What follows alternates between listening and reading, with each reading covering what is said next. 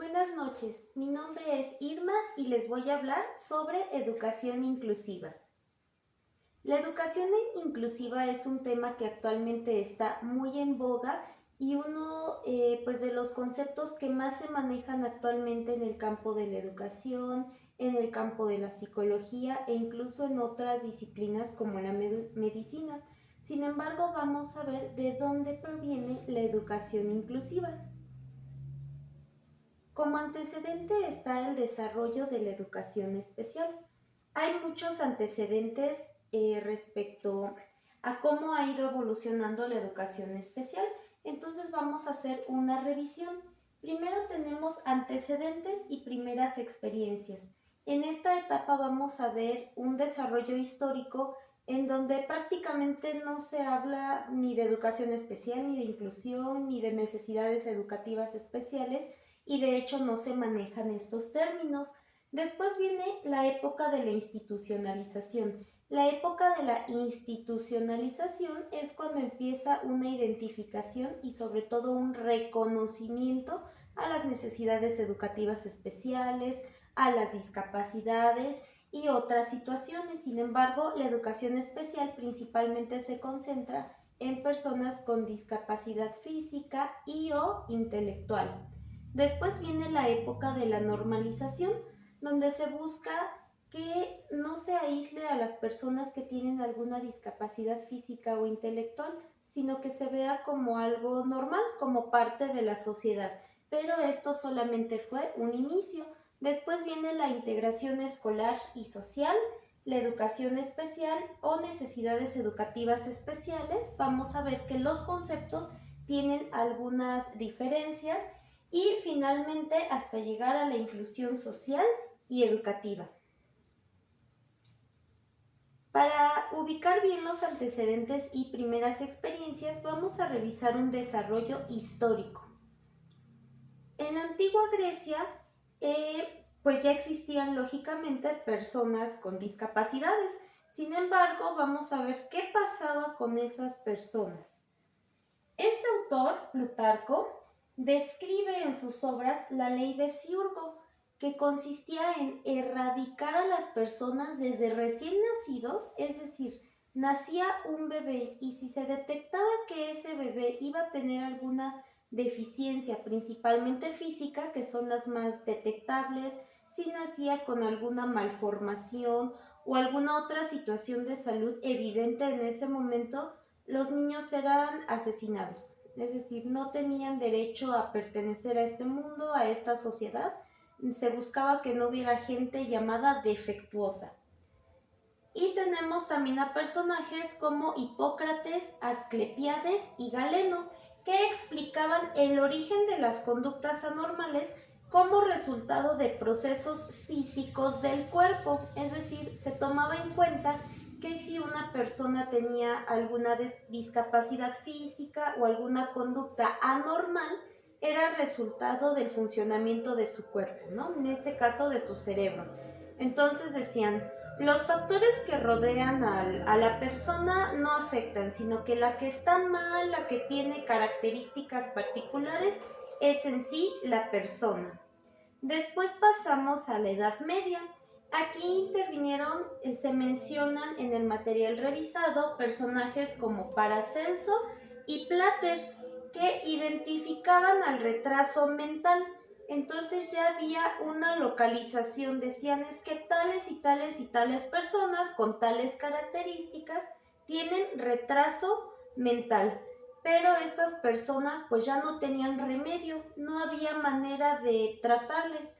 ¿Por qué? Porque había creencias sobre los astros, sobre el orden físico, creencias religiosas, decían es que este es un castigo divino o es la voluntad de Dios el hecho de que la persona tenga esta característica, este retraso mental, así que no hay nada que hacer con ellos.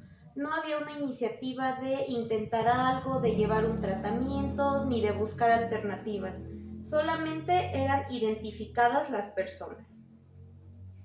Incluso vemos deficiencias en la humanidad, ¿no? En esta cuestión de pensamiento que para nosotros en la época actual pues resulta un poco fuerte el pensar en ello por nuestra forma de pensar, pero en ese momento existía incluso un barco de tontos donde trasladaban a personas con todo tipo de trastornos, llámese retraso mental, llámese una esquizofrenia, ¿no? Enfermedades que incluso en ese momento pues todavía no estaban clasificadas o identificadas como en la época actual, pero entonces era el barco de tontos y pues hay que se vayan al mar a ver qué les pasa. O incluso los enfermos mentales eran abandonados en las calles. Entonces aumentó esta cuestión de personas en situación de calle en ese momento. Aumentaron personas en vida criminal, aumentaron personas que mendigaban. ¿Por qué? Porque eran excluidos de la sociedad, eran desplazados.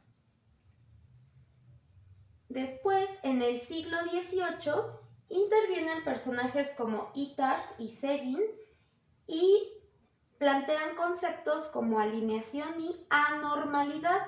Entonces, a nosotros en la época actual pues resulta pues extraño escuchar este término de anormalidad refiriéndonos a personas con tales o cuales características, pero en ese momento era el concepto que se utilizaba.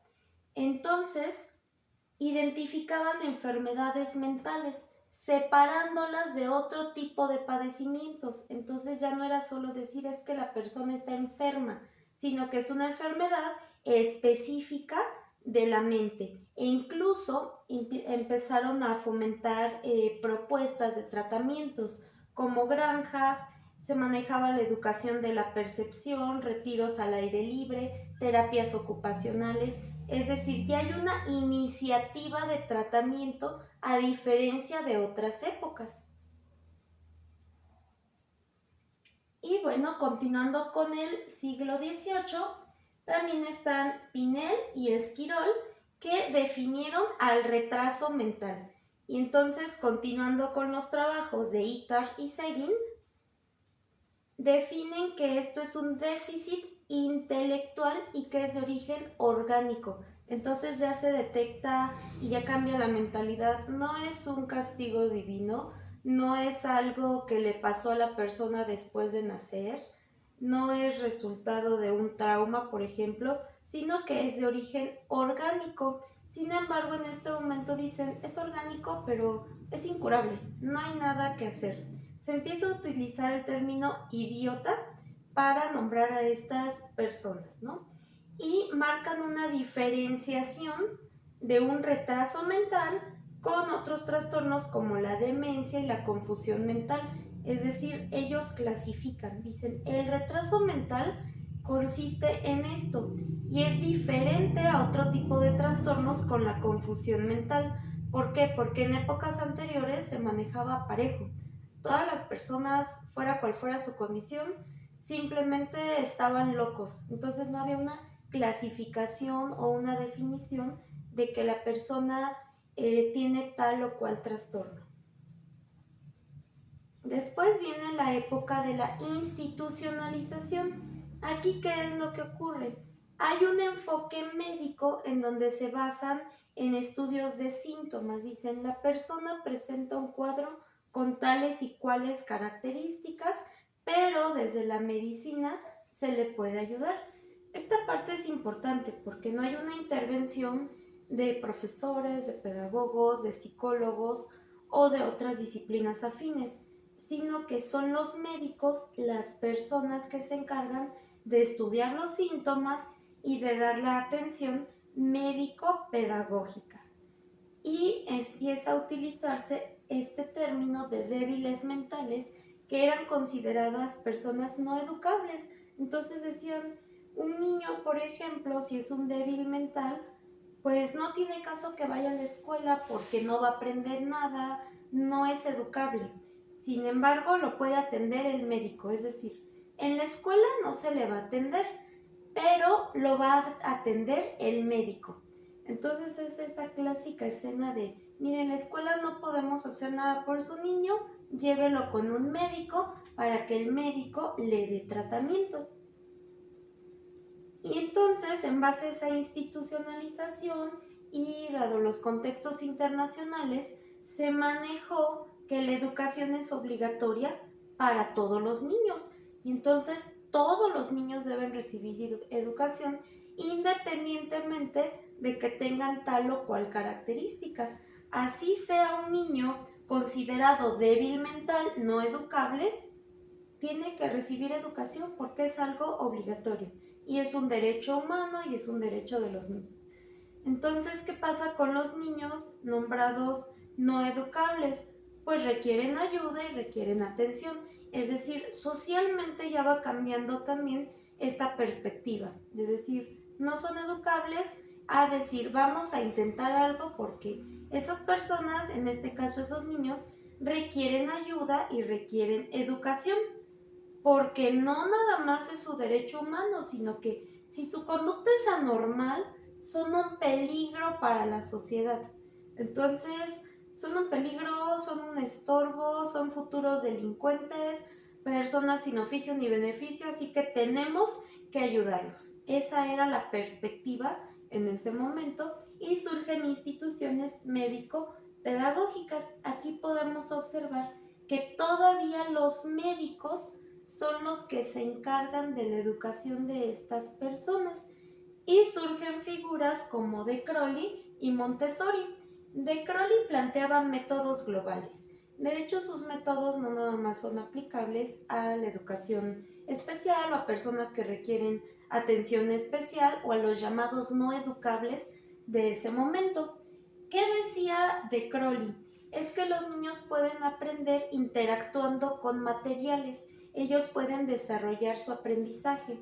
Entonces aborda muchas cosas que hasta la fecha ya se manejan en educación, sobre todo respecto al manejo de materiales y la interacción de los niños con su entorno. Y también surge el método de Montessori. Montessori manejaba sobre todo métodos sensoriales, donde, similar a De Crowley, decía que los niños deben desarrollar su propio aprendizaje a partir de la interacción, pero basándose en todo el funcionamiento del sistema nervioso, en la percepción de texturas, en usar otro tipo de materiales. De hecho, gracias a De Crowley y a Montessori es que se empieza a manejar todo este mundo de colores que actualmente se maneja sobre todo en preescolar. Esta cuestión de vamos a decorar el salón, los niños deben manipular materiales, colorear, utilizar pintura y bueno, ellos usaban los materiales propios de su época. Pero volvemos a la situación de hacer énfasis en que los médicos eran los encargados de esto. De hecho, por ejemplo, a Montessori la nombramos como pedagoga, a De Crowley lo nombramos como pedagogo, pero en sí su formación era de médicos. Por su práctica histórica los nombramos como pedagogos, pero su formación profesional universitaria era de médicos. ¿Por qué? ¿Quiénes se encargaban en ese momento de este tipo de educación? Los médicos. Después ya se considera otro panorama. La deficiencia mental deja de ser contemplada como un problema orgánico o fisiológico y entonces dicen, es que también tiene que ver lo psicológico. Puede ser un problema psicológico, por ende es algo de la mente. Y aquí es donde Binet propone la intervención de la psicología y eso da origen a la psicopedagogía. ¿Por qué? Porque ya no es cuestión tanto o no se deposita esta educación a los médicos, sino que ya pueden intervenir los psicólogos y están dando origen a una nueva disciplina, donde se mezclan la psicología y la educación, que ahora nombramos psicopedagogía. Y de aquí deriva el término de educación especial. ¿Qué es la educación especial? Al menos en sus orígenes, el tratar de manera diferenciada de los otros alumnos. ¿A quién? Pues al deficiente mental, al que tiene una necesidad especial.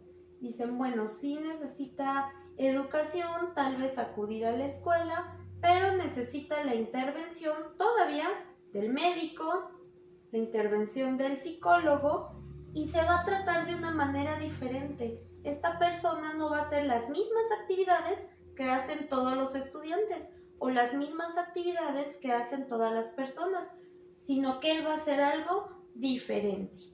La educación especial maneja sus propios objetivos, maneja técnicas especializadas y se requiere de profesores especialistas.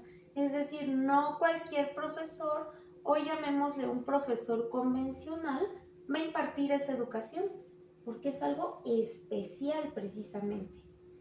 Y de aquí se desarrollan varias ramas, como la pedagogía terapéutica, la pedagogía correctiva, incluso podemos observar el término es correctiva, vamos a corregir lo que está mal, la pedagogía especial y las pedagogías psicológicas. Y hay una institucionalización de la discapacidad. O sea, ya es reconocida, ya es considerada, sin embargo, estamos todavía en esta parte de la segregación. Después viene la época de la normalización. Y bueno, ¿cómo surge esta llamada normalización? En la década de los 60 surgieron varios movimientos asociativos, principalmente en Estados Unidos. ¿Y quiénes originaron ese movimiento? Padres de familia, algunas personas influyentes en la sociedad o las propias personas que tenían alguna discapacidad, en este caso principalmente discapacidades físicas, pero también aquí participa la discapacidad intelectual. Entonces se crean varias asociaciones para proteger a estas personas y también para buscar su incursión a la sociedad. Entonces vemos como un mundo nuevo, diferente, en donde ahora va a haber rampas en las calles, va a haber acceso para discapacitados, también vamos a encontrar elevadores, sitio para estacionarse, cosas que en la época actual para nosotros ya son cotidianas. Para nosotros ir a un lugar, por ejemplo el centro comercial, y ver que hay rampas para discapacitados, para nosotros es lo normal, lo común. Ver que hay personas con silla de ruedas en las calles o en las plazas comerciales, en los sitios públicos, para nosotros es algo normal, pero en esa época no había, eso no se daba. También ver un lugar de estacionamiento reservado para una persona con discapacidad, pues también para nosotros es normal, pero en ese momento eso no existía. Pero gracias a este tipo de movimientos y a la creación de asociaciones es que ahora vemos este mundo diferente. También hubo intervención de organismos internacionales, que es desde la Organización de las Naciones Unidas y a través de la UNESCO, donde ya se pide a los gobiernos que haya servicios para niños minusválidos. En ese momento eran llamados minusválidos y por ende pues para personas con discapacidad en general. Y entonces se establece por ley que el niño llamado deficiente físico, mental o social debe recibir tratamiento. Entonces, ya no es de que las personas quieran o no, estén dispuestos o no, o que se considere no apropiado, sino que ya está legislado y es un derecho de la persona. Y en base a esto surge lo que llamamos integración escolar e integración social. Y esto regido bajo un principio de normalización. ¿Qué significa esto de la normalización? Bueno, que vamos a tratar de ver, digo tratar de ver porque en ese momento todavía la discapacidad no era visto como algo, llamémosle normal, sino que existía la prestación de servicios a personas con deficiencias en edad escolar. Entonces decían, bueno, aunque el niño utilice silla de ruedas porque tiene una discapacidad física en este caso, puede acudir a la escuela regular, al fin que puede hacerles actividades con sus compañeros, actividades como leer, escribir. En este caso la persona pues no puede caminar, pero ya tenemos instalaciones, puede acudir con su silla de ruedas y puede acoplarse muy bien porque cognitivamente va a poder realizar las mismas actividades que sus compañeros. Sin embargo, todavía existe esta diferenciación y ciertas limitaciones. Por ejemplo, decir, es que no va a participar en el baile escolar del Día de las Madres o no va a participar en la obra de teatro porque como él no se puede mover, entonces solo se va a integrar a a algunas actividades. ¿Y eso qué implicaba?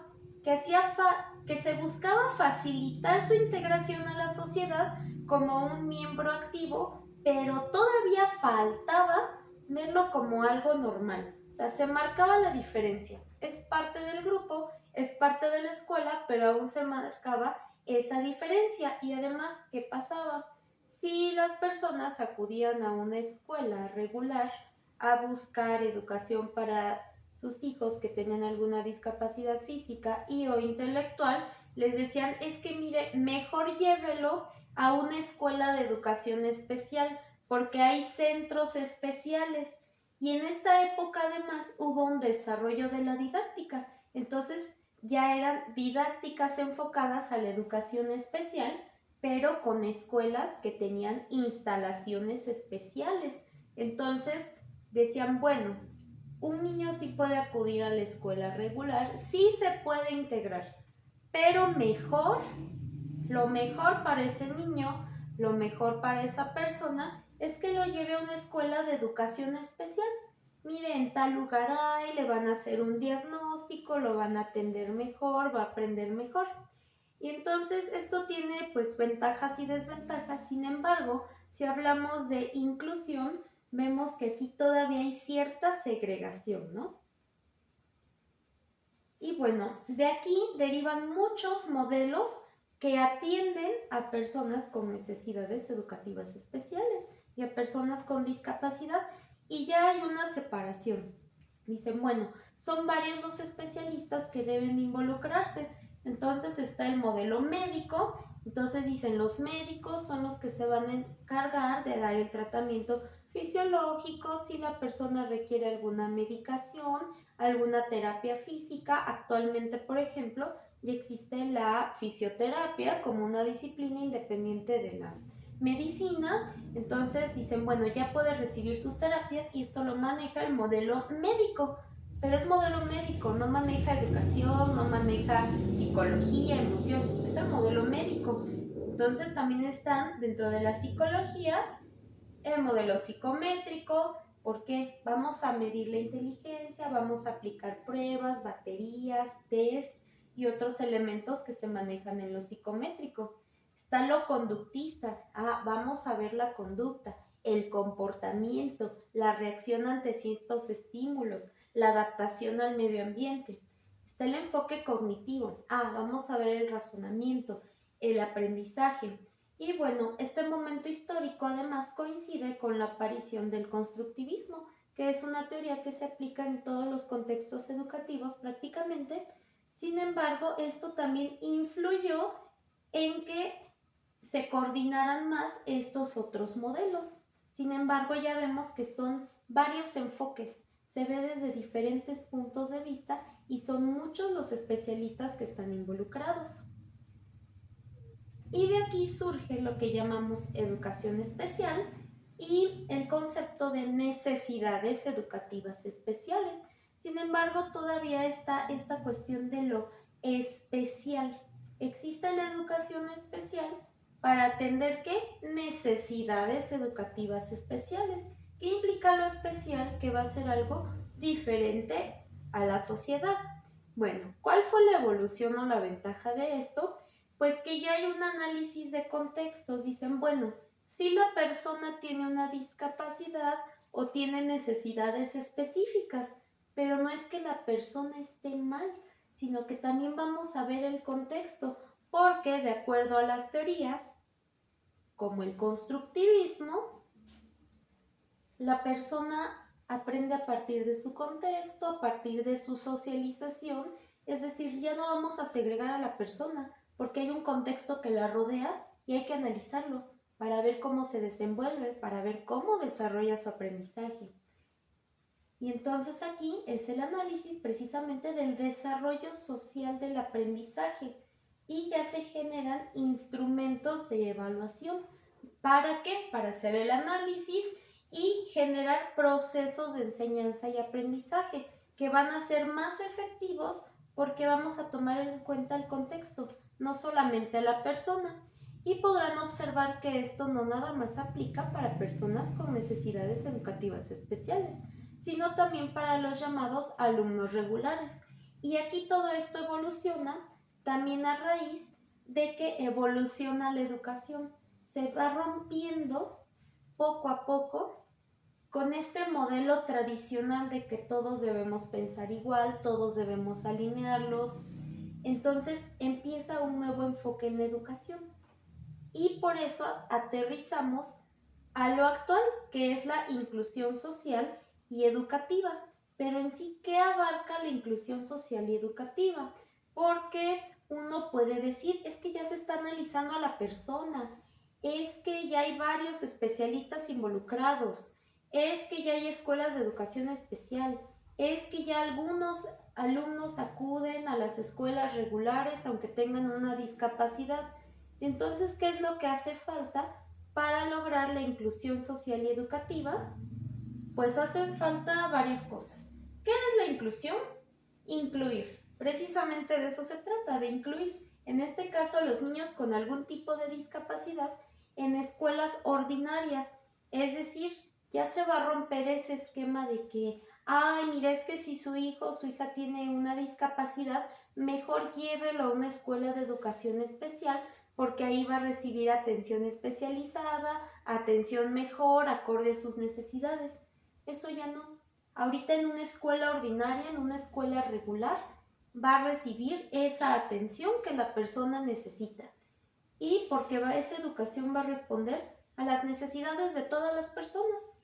Hay una unificación de la educación especial y la educación general ya en un mismo sistema educativo. Es decir, ya no se va a manejar por separado. Esta es la educación regular y esta es la educación especial. Es una misma educación para todas las personas, independientemente de su condición física, intelectual, racial, cultural, religiosa, ideológica. Es una sola educación y es para todos. Ya no va a haber segregación. Y entonces esto surgió gracias a que hubo una clarificación de las necesidades comunes o generales, es decir, que todos tenemos diferentes necesidades porque todos los seres humanos somos personas diferentes, no hay dos personas iguales en el mundo. Entonces dicen, ¿por qué vamos a segregar a las personas con discapacidad? Y entonces ahora la inclusión abarca no nada más a personas con discapacidad y a personas regulares o personas llamadas normales, sino que vamos a educar en la diversidad. Y esto a nivel formal, un modelo de currículum que facilite el aprendizaje de todos. Entonces ya no es que tú necesitas esto, tú necesitas esto, tú necesitas esto. No, todos vamos a unificar, todos tenemos diferentes necesidades, pero a través de una misma educación, todos vamos a aprender. Y entonces se incorporan muchas más situaciones, ya no nada más personas con discapacidad, sino de diferentes razas, de diferentes culturas. Antes hablábamos, por ejemplo, de que si una persona hablaba alguna lengua indígena, decían pues es que debe acudir a una escuela donde manejen las lenguas indígenas o a educación indígena. Y ahora no, todos están incluidos, no importa qué idioma o qué lengua hablen. Y entonces, el educar en la diversidad, ¿qué implica? No adoptar medidas excepcionales. No se trata de que, a ver, tus compañeros van a hacer esta actividad y tu persona con discapacidad o condición específica o que hablas otro idioma, vas a hacer una actividad diferente, sino que vamos a buscar elementos en común para que todos tengamos una misma educación. Y entonces aquí podemos ver las dimensiones de la educación inclusiva.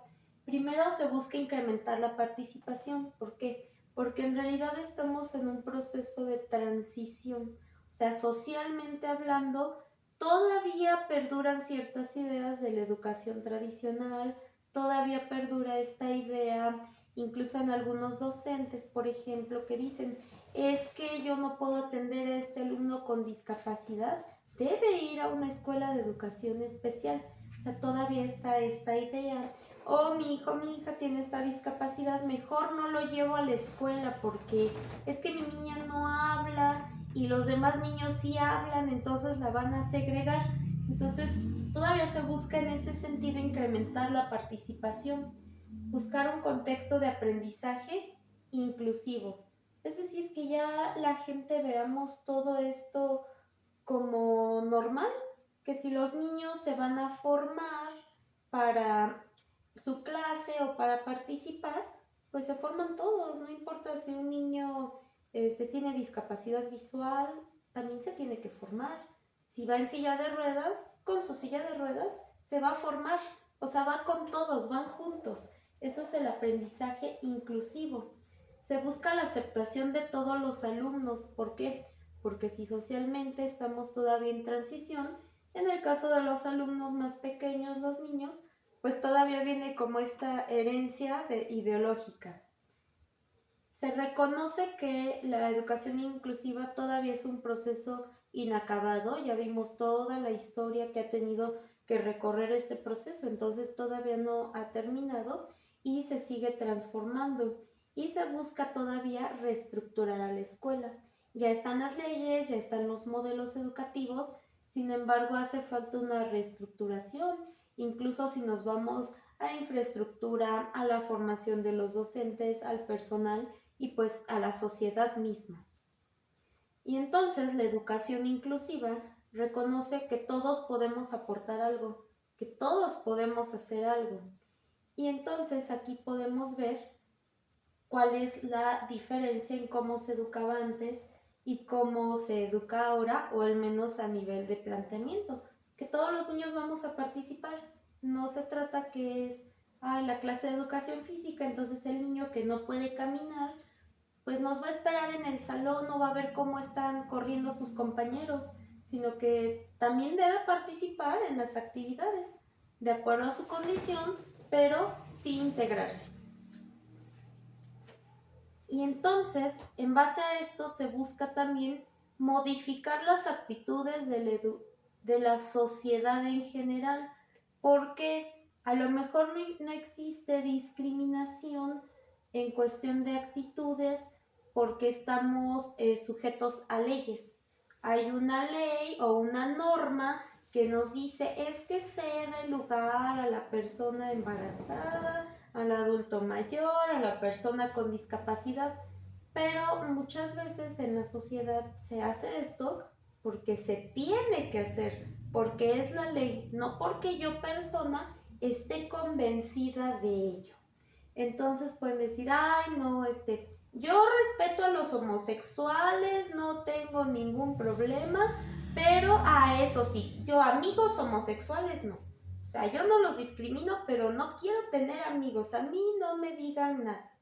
O por ejemplo dicen, no, pues yo respeto a los homosexuales, pero a mí no me parece que se anden besuqueando ahí en el metro y delante de los niños. Se pueden besuquear los heterosexuales, pero los gays no, porque eso es una falta de respeto. Entonces ahí vemos un ejemplo de actitudes. Y bueno, en la escuela, ¿qué hace falta? Para que haya una inclusión, repito esta parte de la segregación. No se trata de que los alumnos van a hacer una cosa, los alumnos en general, y la persona con alguna discapacidad, en este caso, va a hacer una actividad especial y entonces el docente le va a dedicar un tiempo especial, enfocándose a esa persona. No, sino que ya las actividades son generales. El tiempo se le dedica a todos. Y así como se le puede dedicar tal vez un espacio a una persona, pues a los demás niños también, no nada más a esa persona por el hecho de que tenga una discapacidad. Y también a nivel social, pues se busca la integración. Ahorita hablamos solamente del contexto educativo y cómo ha ido evolucionando, pero también hablamos de que la sociedad en general debe buscar esta aceptación en la vida personal, en la vida cotidiana, en la generación de relaciones de amistad, relaciones de pareja. Y entonces aquí surge un debate de qué es la integración y qué es la inclusión, porque cuando hablamos de integración vemos que muchas cosas se pueden integrar, pero la inclusión es algo más complejo. ¿Por qué? Porque yo puedo hacer una integración de cosas. Por ejemplo, un comparativo es que anteriormente uno tenía su servicio telefónico en casa y luego Telmex empezó a dar servicio de internet y entonces ya ahora era línea telefónica e internet. Y luego surgieron las plataformas de entretenimiento como Netflix. Y entonces uno decía, ay, pues yo quiero tener Netflix. Ah, pero necesito internet. Ah, bueno, si Telmex me va a dar el servicio telefónico y de internet y yo por separado voy a contratar mi Netflix. Y pues ya tengo integrado internet y también Netflix en mi computadora, en mi celular, en mi televisión. Pero eso solamente era una integración, donde vemos la inclusión metafóricamente hablando, en que ahora Telmex ya está ofreciendo también el servicio de Netflix. Ya va incluido, es decir, yo no lo integré por separado, sino que ya está incluido, ya es un solo paquete. Entonces, así se busca una inclusión real, pero esto hablando de actividades de la sociedad, que ya no vamos a marcar una diferencia. Ahora todos somos iguales en función de derechos, en función de que somos seres humanos, pero también reconociendo que todos somos diferentes. No va a haber solamente una, dos, tres, cuatro personas diferentes, sino que todos somos diferentes, pero también todos estamos en nivel de igualdad en cuanto a la participación. Y entonces reitero lo que se mencionó hace un momento, en que ya la inclusión no nada más abarca a contextos de discapacidad física y o intelectual, sino que abarcamos todas las características que puede tener un ser humano, llámese fisiológicas, emocionales, ideológicas, religiosas, culturales, de género, de preferencias sexuales, de idiomas, lenguas que hablen, de circunstancias económicas, sociales, etc. Y bueno, de esta fue toda la historia de cómo aterrizamos desde la época antigua, evolución de la educación especial, la integración educativa, hasta llegar a la inclusión.